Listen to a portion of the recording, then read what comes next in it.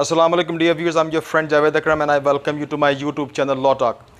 फिर वही बात कि मैं बहुत अरसे के बाद आपसे हम कलाम हो रहा हूँ, बस कुछ ऐसा बिजी शेड्यूल था। अच्छा, अब हम शॉर्टकट मारते हैं।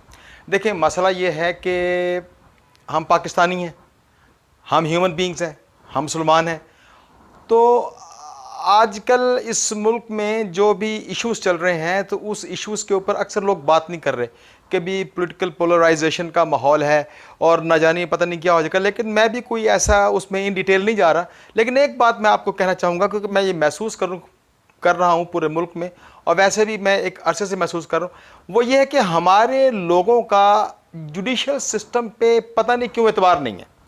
अच्छा, ये कॉन्फिडेंस हम लूज़ कर बैठे हैं। मैं आपको एक बात बताऊं डियर व्यूअर्स, कि हमारा जुडिशियल सिस्टम जो है दुनिया का बेस्ट जुडिशियल सिस्टम है। अब यकीनन अब आप हंस रहे होंगे कि यार ये ऐसी क्या बात कह रहे हैं, क्योंकि ऐसे हमारे मुल्क में मुकदमात हैं जो कि साल साल 20-20 साल 10-10 साल 6-7 साल तो आम लगते हैं। ठीक है, बिल्कुल ठीक है, ऐसा है। अब वो ऐसा क्यों होता है, वो लंबे क्यों होते हैं, इसकी कुछ टेक्निकलिटीज़ हैं। मैं इस पर कभी डिटेल में अभी नहीं जाऊँगा, फिर कभी मैं आपको बताऊँगा। लेकिन अगर कोई ऐसा मुकदमा जो कि बड़ा मशहूर हो गया या बड़ा नोटोरियस हो गया, जिसमें क्या ऐसे इंसाफ आपको देखने में नहीं मिला, या कोई ऐसा कोई जस्टिस को हाई लेवल का आपको देखने को नहीं मिला, और वो अभी तक जो है वो क्रिटिसाइज हो रहा है। अरे भाई, एक बात आप नोट रखें कि ऐसे जो केसेस हैं पाकिस्तान में बहुत ही ज़्यादा कम है।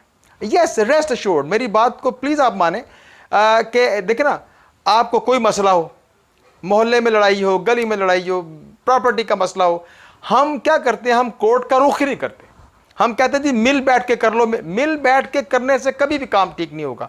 आप हमेशा कोर्ट्स में जाएं, कोर्ट्स के ऊपर आप एतबार करें। हमारा जुडिशियल सिस्टम बेहतरीन है। देखिए, अगर कोई इंडिविजुअल ग्रुप जो है, या कोई नॉट के NOT नॉट वाला जो नॉट होता है, जो ग्रुप्स होते हैं मुन्ने मुन्ने, अगर वो कोई अपना उसको इन्फ्लुएंशियल इम्पैक्ट में ला के कोई काम कर रहे हैं, तो वो हमारी गुफ्तगू से बाहर की बातें हैं।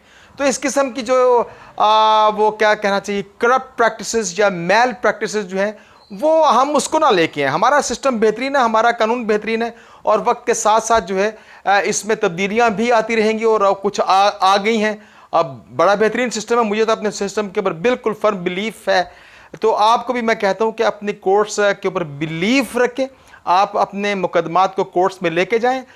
मैं फिर कहता हूं कि जो लंबे मुकदमात होते हैं वो टेक्निकल वजूहात है, बहरहाल उसको हम, और उसका जो जुडिशल लेंथ ऑफ जो ट्रैवल है, या जो उसकी प्रोसीडिंग बहुत लंबी होती है, उसको शॉर्टन किया जा सकता है। वो खैर एक टेक्निकल वकील का काम है। लेकिन ये मेरा फर्ज था कि मैं आज आपको इतने दिनों के बाद मैं आपसे मुखातिब हो रहा हूँ, मैं कि आपको मैं यकीन दिला दूँ कि प्लीज़ अपनी कोर्ट्स के ऊपर आप यकीन रखें और आप कोर्ट्स में जाएँ। और मैं आपको बार बार कह रहा हूँ, कभी गली में लड़े ना, और कोई प्रॉब्लम नहीं है। एक केस को दर्ज कराने के लिए 2-3 तरीके हैं। तो आप अपने को अच्छा वकील ढूंढें, आप थाने जाएं, आप कोर्ट्स जाएं, आपको रिलीफ मिलेगा। अगर आप कोर्ट्स में बर वक्त नहीं जाते तो आपको रिलीफ नहीं मिलेगा, बल्कि आपको ग्रीफ मिलना शुरू हो जाएगा। अच्छा, अब एक और मैं आपको एक टेक्निकल बात बताता हूँ। मुझे कोई जजमेंट्स यहाँ पे साइट या उसकी क्वोटेशन देने की ज़रूरत नहीं है, वैसे बताता हूँ। एक बात याद रखें, अगर कोई ऐसा मसला आपके सामने आ जाए कि जिसका एक कानूनी पहलू भी निकलता हो और दूसरा उसका अखलाकी पहलू भी निकलता हो, यानी लीगल या मॉरल वैल्यू, दोनों में से किसकी सिलेक्शन जायज़ है? कानून की। यस। और अगर कोई ऐसा नुक्ता निकलता हो कि जिसकी लीगल वैल्यू भी हो और उसके बिल्कुल मद्दे मुकाबिल जो है उसकी शरई वैल्यू भी हो, तो किसको अडॉप्ट करना है? शरीयत को। उधर अडॉप्ट करना है हमने कानूनी मामले को, उसकी लीगल वैल्यू को अडॉप्ट करना है, मॉरल वैल्यूज़ को छोड़ देना है। और इधर हमने अडॉप्ट करना है शरई मामले को, वहाँ पे हमने लीगल वैल्यू को छोड़ देना है। इसकी मिसाल देने की ज़रूरत नहीं है। तो ये एक बहुत एक इम्पॉर्टेंट सी बात है जो मैंने आपको बताई। अच्छा, अब एक और बात याद रखें। इस वक्त मुल्क में एक मसला चल रहा है, चूँकि यहाँ पे फिर मैं वही बात है कि पॉलिटिकल पोलराइजेशन है, तो मैं उसको डिटेल में जानना नहीं चाहता। मैं जो आपको लगाऊँ ना समझाने, आपको सारी बात समझ आ जाएगी। और ये एक जनरल सी बात है, इस पर कोई टारगेटेड बात नहीं हो रही, लेकिन आपको समझ आ जाएगी। सुनिए, बहुत दिलचस्प बात है ये, और बहुत इसके अंदर एक लीगल वैलिडिटी है और बड़ी रैशनल वैलिडिटी है, जो कि सबको पता होना चाहिए। और हम कानून की हवाले से बात करेंगे। एक बात याद रखना, कानून आपको बहुत स्ट्रांग साइकोलॉजिकली मोटिवेटेड भी रखता है। वो कैसे, बात मैं बताऊंगा। सुनिए, एक शख्स है, उसके पास एक वो क्या कहते हैं उसको, शॉटगन है, 12 बोर की, 12 बोर की। अब ये भी एक बात है कि उसको 12 बोर क्यों कहते हैं, वो लंबी बात है। अब उसके पास 12 बोर की शॉटगन है या उसके पास राइफल है, वो लेके जा रहा है अपने गन्ने के खेतों की हिफाजत के लिए।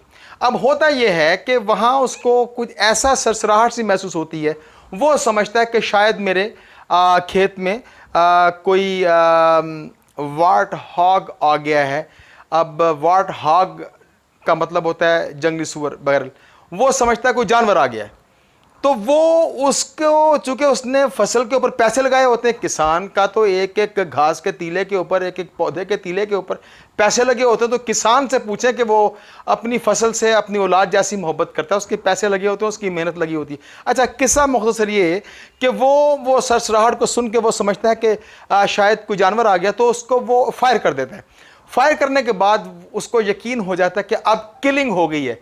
तो वो उस किलिंग को ढूंढने, उसको किलिंग के पास जब जाता है तो वहां देखता है कि वहां पे कोई ह्यूमन बीइंग जो है उसकी किलिंग हो गई है।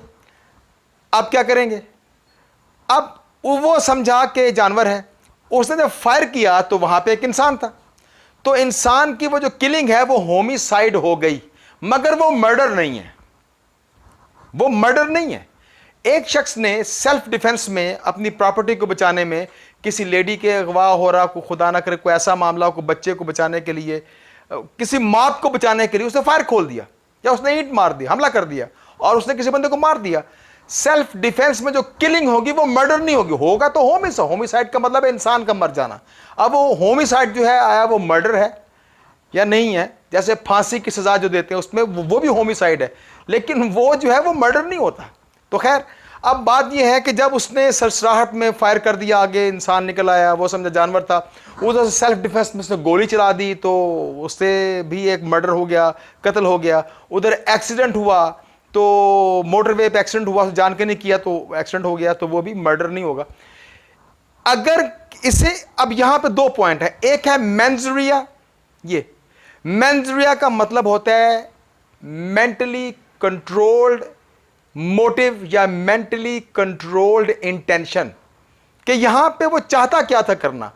जब मेंटली कंट्रोल्ड इंटेंशन के साथ जब वो शख्स अपनी बॉडी को इस्तेमाल करता है तो वो होता है एक्टस रियस। ये लैटिन फ्रेजेस है। एक्टस रियस, जैसा उसका मेंटली कंट्रोल्ड इंटेंशन होती है वैसा उसका एक्टस रियस होता है। एक्टस रियस कभी मेंजरिया के बगैर नहीं होता। मेंजरिया मौजूद हो लेकिन लाजमी नहीं है कि उसके ऊपर एक्टस रियस भी हो जाए। अब मेंजरिया यह था कि मेरे गन्ने के खेत में कोई जानवर आ गया है, उसने उसकी प्रोटेक्शन के लिए फायर किया तो आगे इंसान को लग गया, but that is not murder. उसने यह सोच के कत्ल नहीं किया, अपने सेल्फ डिफेंस में बंदा मार दिया, डाकू का पीछा करते मार दिया, कोई अचानक कोई दीवार टाप के आगे घर में उसने गोली चला दी। उसका मेंजरिया देखना होता है, क्या उसने क्रिमिनल इंटेंशन के साथ कत्ल किया है? नहीं। एक्टस रियस तो हुआ है, लेकिन एक्टस रियस के पीछे मेंजरिया किया था। एक बंदे ने सरेआम गोली मार के बंदा मार दिया, उसकी इंटेंशन ये थी कि दहशतगर्दी फैलानी, इलाके को टेरराइज करना था, उसने कोई कत्ल का बदला लेना था या उसने मारना था, उसने ये क्रिमिनल एक्टिविटी करनी थी। तो वहां पे साबित हो जाएगा कि एक्टस रियस के पीछे मेंजरिया किया था। तो माय डियर व्यूअर्स, याद रखें, एक्टस रियस मेंजरिया के बगैर एक्सिक्यूट होते ही नहीं है। मेंजरिया तो मौजूद है, लेकिन नॉट इंपॉर्टेंट कि वो मेंजरिया आगे से एक्टस रियस भी ले ले। मिसाल के तौर पे मेरे जहन में यह है कि यार मैंने ना बस कोई बदला लेना है किसी अपने दुश्मन से, प्लान करता हूं, ह्यूमन बीइंग हूं, नफरत है, गुस्सा है, मेरे जहन में 100 बातें आती हूं, लेकिन ये मेरा मेंजरिया तो है, मैंने उसको एक्टिवेट नहीं किया, उसको एक्टस रियस में बदल के मैंने वो पूरा अपना इंटेंशन को कंप्लीट नहीं किया। तो आप याद रखें, एक्टस रियस जब होगा जब उसके मुताबिक का पीछे मेंजरिया होगा। तो actus reus completion of the task होता है, उस कंप्लीशन ऑफ द टास्क के पीछे वो बहुत ज्यादा पर्टिकुलर मेंजरिया होता है। तो क्रिमिनल जो जस्टिस है, जितने भी ये कत्ल व गारतगरी के जो केसेस होते हैं हम जो कोर्ट्स में करते हैं, सेशन में और हाई कोर्ट में, ज़्यादा तो हम सेशन में जाते हैं, तो वो मिसाल के तौर पे एक केस था मेरे पास, मैंने अदालत में कहा जी बिल्कुल इस शख्स के हाथों से कत्ल हुआ है, बिल्कुल उसने मारा है, हम इनकार नहीं कर रहे, मर्डर हुआ है। अब हुआ क्या था, मर्डर हुआ है, मर्डर हुई उसकी एक गोली से, रिवॉल्वर एक गोली से। उसने कत्ल करने के बाद आराम से अपनी बाइक पे बैठ के चला गया, उसने जो अपना टारगेटेड जो पर्पस था वो पूरा कर लिया। अब यहां से उसकी फुल फ्लेज्ड कन्विक्शन को हमने चेंज कर दिया मिटिगेशन में, कि सजा कम दे दी जाए। अगर वो चाहता तो वो टेरराइज करके और भी मर्डर कर सकता था, लेकिन उसने अपना काम कर दिया, और ये फर्स्ट ऑफेंडर था और पहली दफा इसने काम किया। वो इस बात का इकरार नहीं बल्कि इकबाल कर रहा है, वो एतराफ जुर्म कर रहा है, उसने कन्फेशन दे दिया है मजिस्ट्रेट के सामने। तो वो फिर मिटिगेशन बन गई। क्यों? एक्टस रियस तो उसने किया, एक्टस रियस के पीछे मेंस रिया किया था। तो ये बात आप हमेशा याद रखें। तो in short, trust your courts. और दूसरी बात, एक्टस रियस के पीछे मेंस रिया का होना बहुत लाजमी है। अगली वीडियो तक के लिए खुदा हाफिज।